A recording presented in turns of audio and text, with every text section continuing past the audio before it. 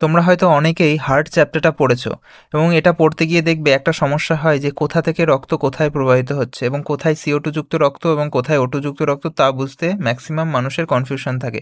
তার সমাধান নিয়ে আজকে চলে এসেছি, এই ভিডিওতে আমি তোমাদের দেখাচ্ছি। দেখো, মাঝে যে ছবিটা এঁকেছি এটা হচ্ছে হিউম্যান হার্ট, এটা হচ্ছে লাংস, এটা হচ্ছে আমাদের অর্গানস।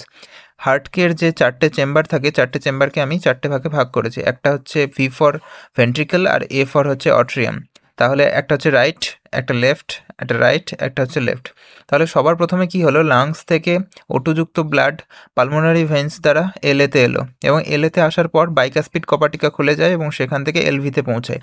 এলভি থেকে কি হয়, আর্টারিজ বা যেটা আমরা মহাধমনী বলে থাকি আর ওটা, সেটা দিয়ে আবার বডি অর্গানসে পৌঁছায় এবং ততক্ষণ অবধি অক্সিজেন রিচ ব্লাড থাকছে। যখন বডি অর্গানসে পৌঁছে যাচ্ছে তখন তার সঙ্গে CO2 মিক্সড হয়ে যাচ্ছে। CO2 যখন মিক্সড হয়ে যায়, সেই CO2 মিক্সড রক্ত কি হয়, মহাশিরা বা ভেনাকেভের মধ্যে দিয়ে বা ভেইন্সের মধ্যে দিয়ে আবার হচ্ছে আরএতে পৌঁছায়, অর্থাৎ রাইট আট্রিয়ামে পৌঁছায়। সেখান থেকে একটা ছোট্ট কপাটিকা খুলে যায় যেটাকে বলা হচ্ছে ট্রাইকাসপিড কপাটিকা এবং ত্রিপত্র কপাটিকা, সেটা থেকে খুলে রক্ত চলে যায় হচ্ছে আরভিতে। আরভি থেকে আবার একটা ছোট্ট কপাটিকা থাকে যাকে বলা হচ্ছে সেমি লুনার ভালভ। এই সেমি লুনার ভালভটা খুলে যাওয়ার পর পালমোনারি আর্টারিজ দিয়ে আবার CO2 যুক্ত রক্ত আমাদের লাংসের মধ্যে ফিরে আসে।